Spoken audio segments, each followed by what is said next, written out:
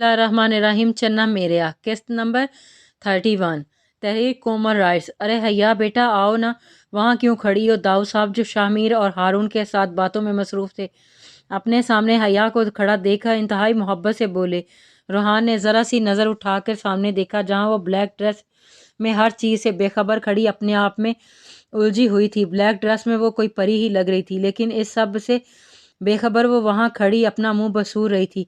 रूहान के दिल ने इसे देखकर एक बैड मिस की थी। क्या बात है बेटा, सब ठीक तो है? आप वहाँ क्यों खड़ी हो?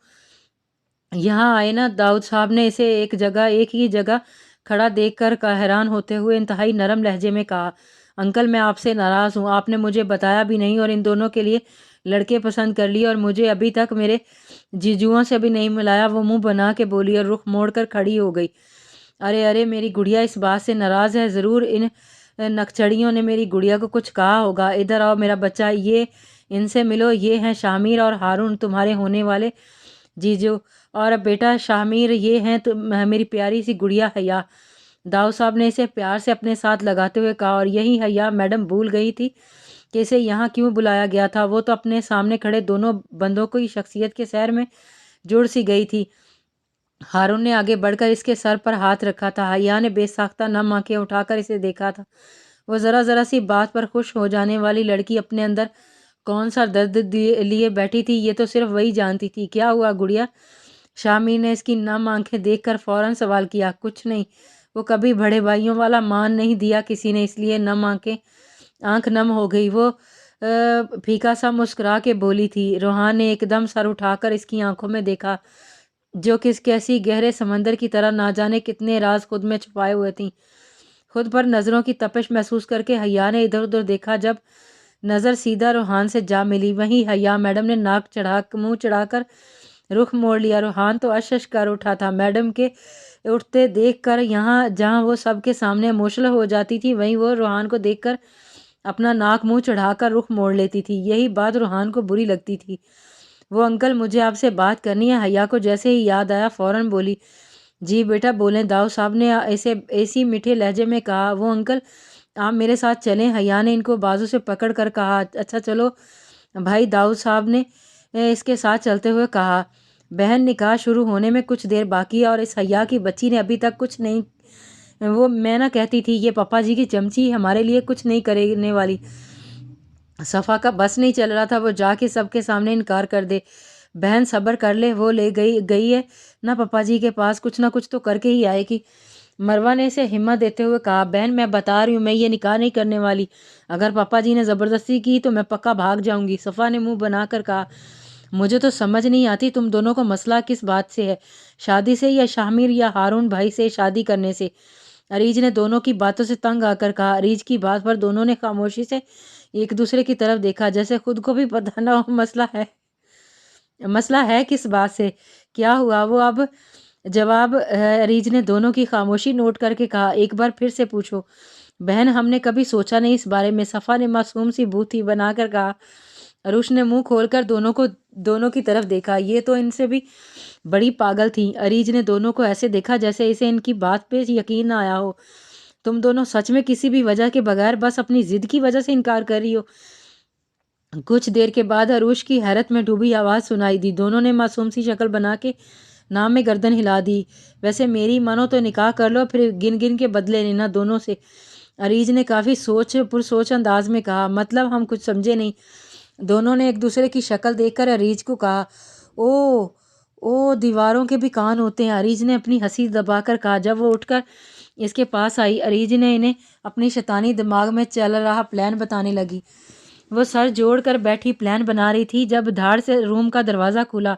सिस्टर हैया नाम की आफत आ रही है पापा जी के साथ, अयान ने फूली हुई सांसों में दोनों को बताया। बहन मैं बता रही हूँ, मुझे नहीं करनी शादी वादी, जो मर्जी क्यों ना हो जाए। सफ़ा ने मुंह बना कर बोली, उठ के अपनी जगह पर चली गई। जो भी था, इसे अभी शादी नहीं करनी थी। मरवा ने मुस्कुरा के अरीज को ऐसे देखा जैसे वो मुतमईन हो इस बात से। इतने में दाऊद साहब और हैया रूम में एंटर हुए। अरे पापा जी आप यहाँ, खैरियत? मुझे तो ये था कि आप अपने होने वाले दामादों के सामने हमारी तारीफ़ों के पुल बांध रहे होंगे। क्यों बहन, सही कहा ना मैंने? सफ़ा ने दाऊद साहब को देखते हुए अपनी जगह से उठते हुए जल कर कहा, और साथ ही मरवा سے تصدیق چاہیے۔ تم چپ کرو بہن، کبھی بھی شروع ہو جاتی ہے۔ مروہ نے اسے ایک لگا کے چپ کروایا اور خود داؤد صاحب کی طرف ہوئی جو دونوں کو ہی دیکھ رہی تھی۔ بیٹا جی اگر ہو گئی ہو بکواس تو چلے، نکاح کا وقت ہو رہا ہے۔ داؤد صاحب نے دونوں کو گھورتے ہوئے کہا۔ دیکھا دیکھا بہن، میں نہ کہتی تھی یہ پاپا جی کی چمچی سے کچھ نہیں ہونے والا، الٹا اب دیکھ اس نے کیسے پارٹی چینج کی۔ ضرور ان دونوں لنگوروں نے ان ایموشنل کوئن سے پیار سے بات کر لی ہوگی۔ وہی یہ میڈم یہ تک بھول گئی ہوں کہ ہم نے اسے بجائے کس کام سے تھا۔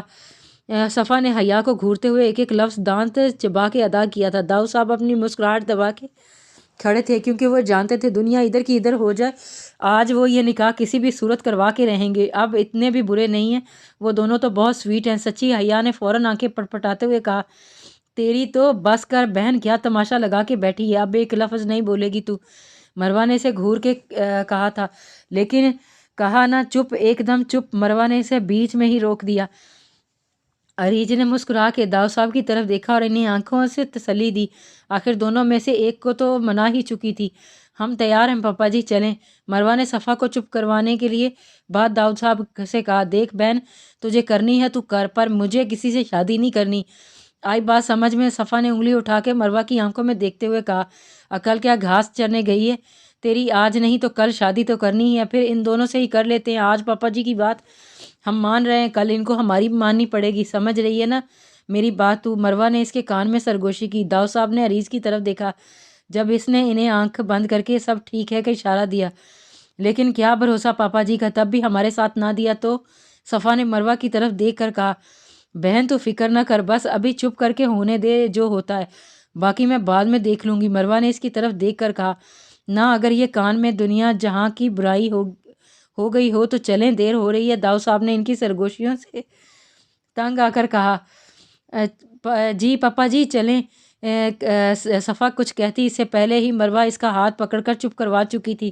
ٹھیک ہے چلو حیا بیٹا، بہنوں کو لے آؤ، داؤد صاحب نے حیا کی طرف دیکھ کر کہا اور خود نکل گئے۔ حیا نے آگے بڑھ کر صفا کا دوپٹہ صحیح کیا۔ کچھ دیر میں نکاح شروع ہو گیا۔ سب سے پہلے عروش اور زرجان کا نکاح تھا۔ عروش خان ولد جہان خان، آپ کا نکاح زرجان سکندر ولد سکندر مصطفیٰ خان 2 لاکھ حق مہر کے ساتھ قرار پایا گیا ہے۔ کیا آپ کو یہ نکاح قبول ہے؟ مولوی صاحب نے خوشنما آواز میں نکاح کے کلمات ادا کیے۔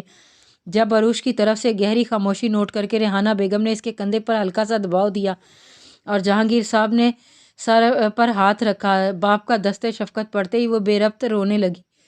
لاکھ اس کی رخصتی نہیں تھی، لیکن آج وہ پرائی ہونے جا رہی تھی۔ اس کا سر نیم بدل رہا تھا، اس کا محافظ رکھوالا بدل رہا تھا۔ بے شک وہ اس انسان سے پیار کرنے لگی تھی، لیکن ماں باپ سے زیادہ نہیں۔ اس سب سے تو اس کا بچپن سے رشتہ تھا۔ اس دنیا کی بھیڑ میں یہی تو اس کے اپنے تھے۔ نہ جانے کتنے آنسو اس کی آنکھ سے نکل کے بے مول ہوئے، جسے ارحم نے آگے بڑھ کر صاف کیا اور اس کے سر پر اپنا ہاتھ رکھا۔ کیا ہوا ہماری گڑیا کو؟ رحمان نے اس کے سامنے گھٹنوں کے بل بیٹھ کر پیار سے پوچھا۔ عروش نے اپنی آنسوؤں سے بھری آنکھیں اٹھا کر اسے دیکھا اور نہ میں سر ہلا دیا۔ چلو میرا بچہ، مولوی صاحب انتظار کر رہے ہیں۔ علی نے اسے پیار سے اپنے ساتھ لگاتے ہوئے کہا۔ جب آہستہ سے اس کے لب ہلے، قبول ہے، عروش کی آواز لڑکھڑائی۔ مولوی صاحب نے وہی کلمات دہرائے، قبول ہے۔ اس نے جھکے سر سے دوبارہ کہا۔ بیٹا کیا آپ کو یہ نکاح قبول ہے؟ مولوی صاحب نے تحمل سے پوچھا۔ جی قبول ہے۔ عروش نے تیسری بار قبول ہے کہہ کر اس شخص کو اپنا نام کیا جسے پہلی نظر میں وہ دل میں چھپائے ہوئے تھی۔ سنو جانا، اللہ راضی ہے میری محبت سے، تبھی میری محبت کو نکاح میں بدل دیا۔ نیہا خان ولد کبیر مصطفیٰ خان، آپ کا نکاح علی جہانگیر خان ولد جہانگیر مصطفیٰ خان سے 2 لاکھ حق مہر کے ساتھ اقرار پایا گیا ہے۔ کیا آپ کو یہ نکاح قبول ہے؟ مولوی صاحب نے خوشنما آواز میں نکاح کے وہی کلمات ادا کیے۔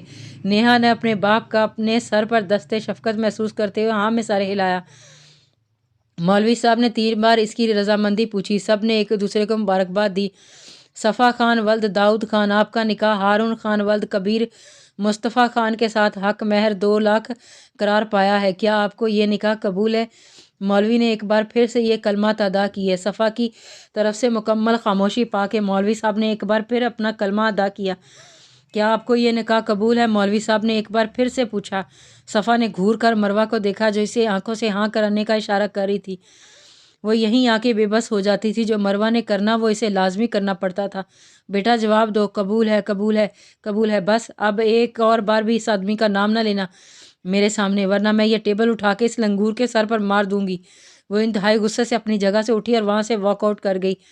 سلمہ بیگم نے اس کے پیچھے جانا چاہا، جب داؤ صاحب نے ان کا ہاتھ پکڑ کر انہیں روک دیا۔ جانتے تھے آج ان کی بیٹی کسی کی نہیں سنے گی۔ مروہ داؤد ولد داؤد خان، آپ کا نکاح شامیر خان ولد جمال خان سے حق مہر 2 لاکھ روپے قرار پایا، کیا آپ کو یہ نکاح قبول ہے؟ مروہ نے ایک نظر اپنے باپ کی طرف دیکھا، پھر کانپتی ہوئی آواز میں کہا، قبول ہے۔ اس نے اپنے آنسوؤں پہ ضبط باندھے 3 بار قبول ہے بول دیا، اور آزاد خیال کی مالک لڑکی، ہمیشہ سے اپنے خوابوں کو پورا کرنے کے لیے سب کے سامنے کھڑا ہو جانے والی لڑکی، یہ تک نہیں جانتی تھی جس کے نام اس نے اپنی پوری زندگی کی ہے وہ اسے اڑانے دے گا یا اس کے پر کاٹ کے اس کی اڑان بھی اس سے چھین لے گا۔ ان سب کی رضامندی کے بعد مولوی صاحب اٹھ کر چادر کے پردے کے دوسری طرف لڑکوں کی رضامندی جاننے کے لیے بڑھے۔ زرجان خان ولد سکندر خان، آپ کا نکاح عروش جہاں ولد جہان خان کے ساتھ حق مہر 2 لاکھ روپے قرار پایا ہے، کیا آپ کو یہ نکاح قبول ہے؟ مولوی صاحب نے احسن انداز میں نکاح کے کلمات ادا کیے۔ زرجان کی طرف مکمل خاموشی تھی، سب ایک دوسرے کو دیکھ رہے تھے۔ کیا آپ کو یہ نکاح قبول ہے؟ مولوی صاحب نے ایک بار پھر پوچھا۔ بی جان نے اس کے کندھے پر ہاتھ رکھا۔ بیٹا، مولوی صاحب کچھ پوچھ رہے ہیں۔ جی جی، وہ بکھلا کر بولا۔ کیا آپ کو یہ نکاح اپنی مرضی سے قبول ہے؟ جی قبول ہے۔ ایک نظر عروش کو دیکھ کر سر جھکا کر کہا، کیا آپ کو نکاح قبول ہے؟ جی بالکل قبول ہے۔ آخری بار مولوی صاحب کو پوچھنے پر اس نے اصابت میں سر ہلا کر جواب دیا۔ اب مولوی صاحب نے علی کی طرف رخ کیا۔ بیٹا ابھی وقت ہے، میں تو کہتا ہوں منع کر دے، پوری زندگی سکون دے گزرے گی، نہیں تو غلامی کے لیے تیار ہے۔ ویسے بھی تیرے والی بات کم کرتی ہے، گھورتی زیادہ ہے۔ ریحان نے اسے ڈرایا، سالے مت بھول تیرے ہونے والی بھابھی ہے وہ، اور تو مجھے وہ کام کرنے کو بول رہا ہے جو کر کے بھی پھنسنا ہے اور نہ کر کے بھی۔ اس نے بے چارگی سے کہا۔ ابھی ریحان کچھ بولتا کہ مولوی صاحب کی آواز آئی، علی خان ولد جہانگیر خان، آپ کا نکاح نیہا کبیر ولد کبیر خان سے حق مہر 2 لاکھ روپے قرار پایا ہے، کیا آپ کو یہ نکاح قبول ہے؟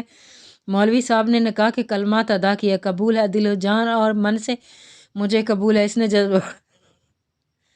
اس نے جذبات میں آ کر بے دھیانی میں بول دیا۔ جب مولوی صاحب کے ساتھ ساتھ آغا جان کو مسکراتے دیکھ کر اس نے خجل سا ہوتے ہوئے اپنے بالوں میں ہاتھ پھیرا۔ مولوی صاحب نے 3 بار وہی کلمات دہرائے۔ علی نے خوشی خوشی اپنی رضامندی ظاہر کی۔